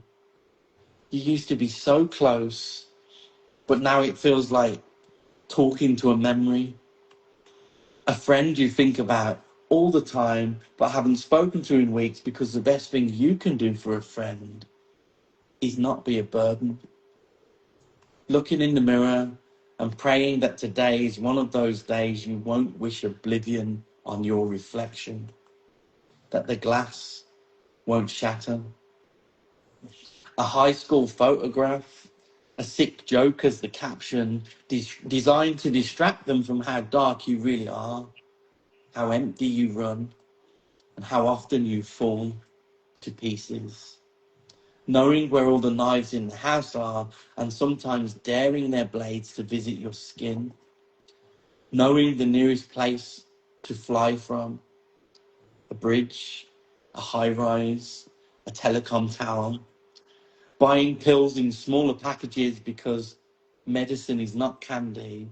Setting 17 alarms so you can hate yourself 17 times for not being able to sleep to normal patterns. being tired because you couldn't rest your bones, and even tireder because you did. A black screen, hotline to your flaws, front and center of your thoughts, your deepest insecurities on speed dial, self-esteem left on red, an inbox full of contacts you admire, who usually make your soul set on fire. But today it's just names. Nouns you could drown in, people you don't want to face because you can't shape your face to fit them.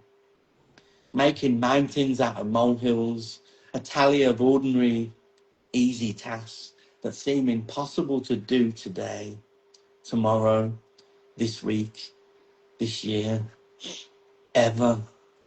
A calendar that reads, more things I don't want to do but I must. A list of things you dream you could do, but for all the things you can't get started with. Secretly wishing an event gets cancelled, yet pretending you're gutted when it does.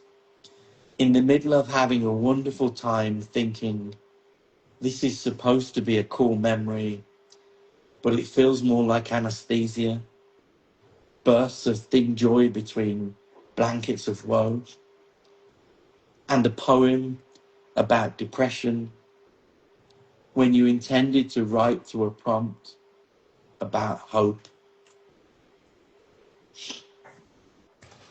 That one needs to breathe.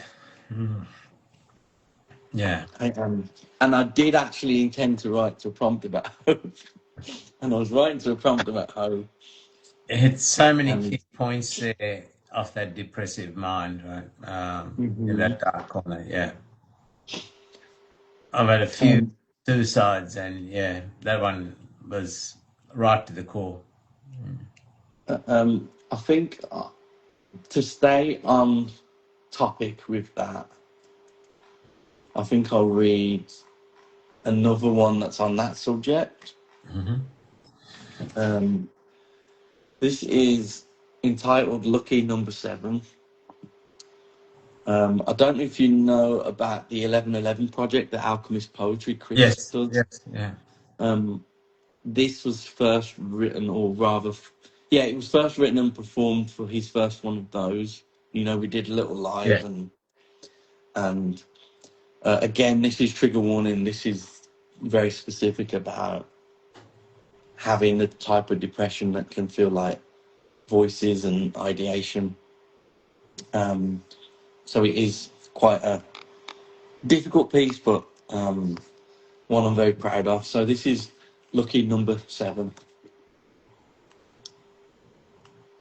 So I'm sitting having dinner with my amazing wife, love of my life. I don't use amazing because she might be listening. I use it because she does amaze me every single day. So I'm there with my wife, looking into her eyes, thinking how lucky I am to have this human in my life, wondering what I did to deserve her and our beautiful son. Then, bang, you should kill yourself. You're useless. You're worthless. You have no purpose. She doesn't deserve this. She deserves the world, and all you offer is pieces of jagged rock. Stop holding her back. Do you and your son a favour and end your pitiful self. And it's like, wow, the first 50 times. But after the 1,000th time, you just slow blink and sigh. She sees the flicker in my eyes and asks, are you all right? And I say, fine. Not because I want to lie,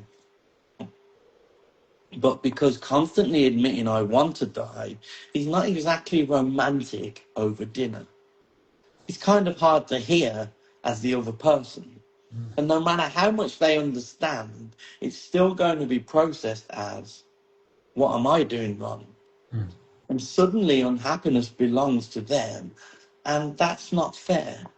So you don't share, you stay in debt to despair. It's not really a voice for me. We sufferers say that because language doesn't give us a better key to unlock what we mean.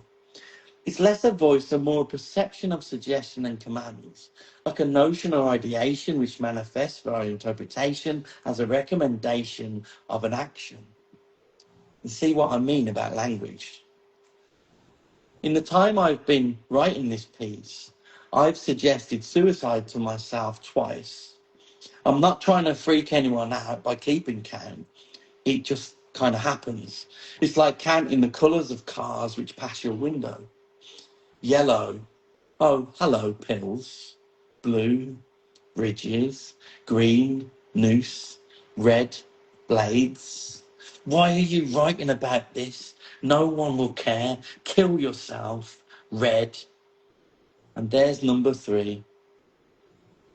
You must be so unhappy, states a well-meaning friend who I mistakenly burdened with information about my condition, and now they have a look of horror and confusion, sympathy but refusal to accept its sickness, since all they have been given to evaluate mental illness is sadness and happiness and madness, which are pointless and irrelevant constructs at this junction. It's you who's pointless and irrelevant. Kill yourself. 4. And a friend leaves a bigger gap between the next interaction, which isn't their fault, it's the fault of the system, which neither prepares comprehension or how to take positive action. So we put the friendship in temporary traction while they process the interaction, and I process the decision to either bother them with the information and my broken brain function. And next time they ask, I'll simply say, I'm fine. We're always disappointed with the world, says my mother, again with well-meaning, not understanding that it's not really a feeling I'm experiencing. And we're back to language and a lack of it. An inability to explain this thing other than it's the opposite of love, but that's not right. The opposite of love is hate, and I don't feel hate. I'm just so busy and dizzy from thought worms wriggling in my mind all the fucking time. You're a fucking worm. Kill yourself. 5. My workplace, in fairness, are very progressive with mental illness, or mental wellness as they insist we now call it, because haven't we established the importance of language? And a colleague, same age as me, kills himself. Out of the blue, apparently. And the conclusion was, nobody could see this coming. Well, I bet he could.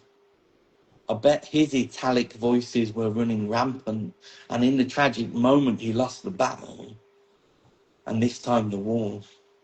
He had the right idea. Kill yourself. 6. Suicide is triggering when you're constantly debating the matter in a versus battle with versions of yourself. I say debating, more like tune out the buzzing, skittering, chattering voices incessantly suggesting an early grave ending, on top of that pretending everything is fine. You're not going out of your mind. In fact, you're living too far inside. You've learned how to hide it and yourself from the world. Retreats and repletes, vanish and replenish, disappear, reappear, each time slightly less on fire, a little less alight, less alive, but alive at least, this time. Kill yourself this time. 7. Lucky for some, well, I think I'm done. And that's the piece. Powerful, man. Powerful. Yeah. Now, we're at time. Have you got a quick closing piece you want to do? A quick one. Oh, a closing piece. Yeah. Anything that you want to. We've gone 2 hours, man. 2 hours goes so quick. Wow, it's flown by. I'm so pleased to have read so much poetry as well. Hold on. Hey, Danny, as I said, man, this is only the second, but it's not the last, right? The door's always open to you, my friend. I will Give me a second because I'm just referring to my list.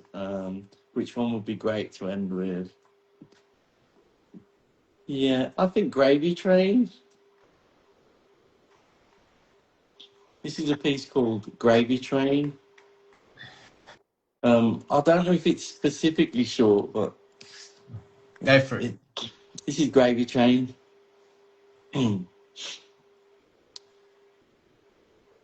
Bar screen sheep, have you any more? Yes, sir, yes, sir. 3 reels full. The sludge of existence, remixed and reinvented on screaming black screens. Blink and you'll miss it. The mortification of our wishes, the coaxing of wet dreams. Words placed in safe boxes, tongues behind gritted cages, folded over versions of freedom.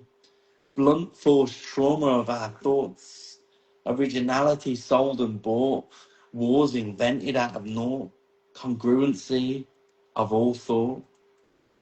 Cold souls complain about change, about difference, about transition. Warm souls softly pine about love, about light, about positive only vibes. And the so-called adults in the room smile and swoon through prescription gloom, use belligerent brooms to make sweeping changes under carpets of censorship. Sweep, sweep, sweep it all away. The sparkly hues, the subtle shades, poetic spectrums slowly fade to lazy grey haze, monetized, branded, trending, harmless conformist musings, black on white, white on black, click the next colourless extract, artificially inseminated, soulless and cryptotoxic. Welcome to the para-algorithmic self-esteem gymnastic, met in flesh to plastic, new world disorder. Here is your uniform. It's easy. Just conform.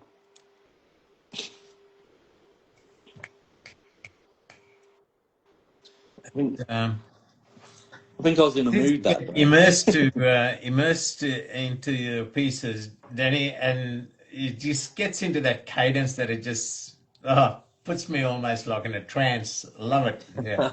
I'm absolutely honoured and delighted to have gone live with you again, and thank you for giving me the platform for so much of my poetry. I don't get to do it much, and so it was really great. Yeah, I loved it, and it's given me a bit of a bug to maybe do a live soon myself of other people's poetry and get back into it. Danny, it's an honor to have you on the platform, my friend. It really is. Your work in itself speaks for itself, but you as a person, and as you know, through these conversations, if somebody in a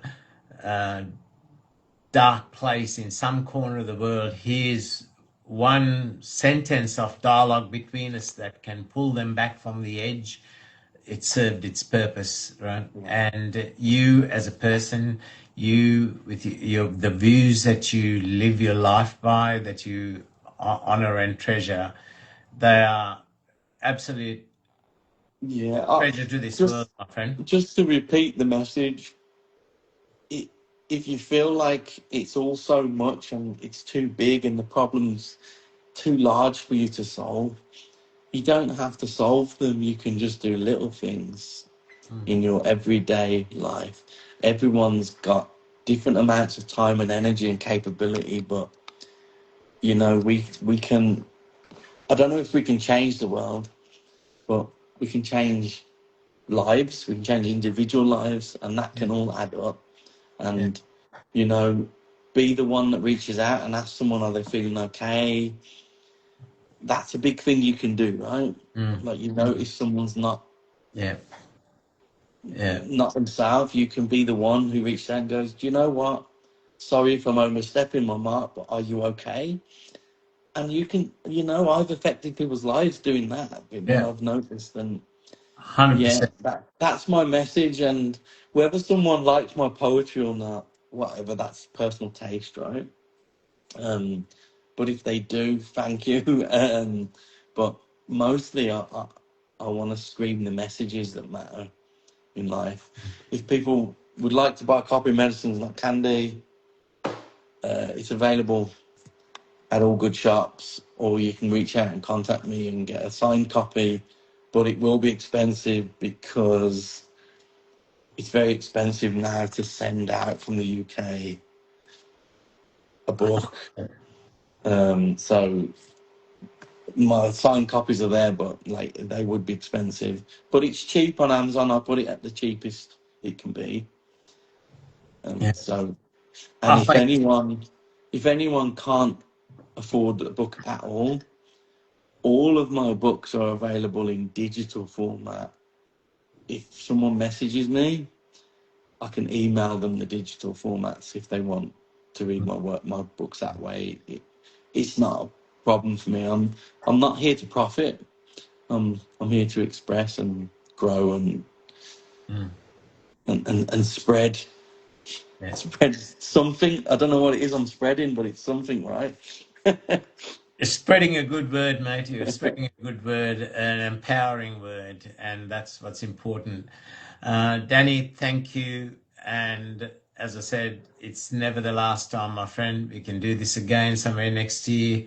You know, when you're ready, we can do this again. Your work is never tiring. You as a person Oh, thank are you. never tiring. And Tom, Daisy, all the regulars that have been in and out, thank you for your time and commitments to the show as well. Danny, thank you, brother. Stay safe, stay blessed, and thank you for honouring the platform with your great work, with you as a person. Much love. Take care. Stay safe. God bless.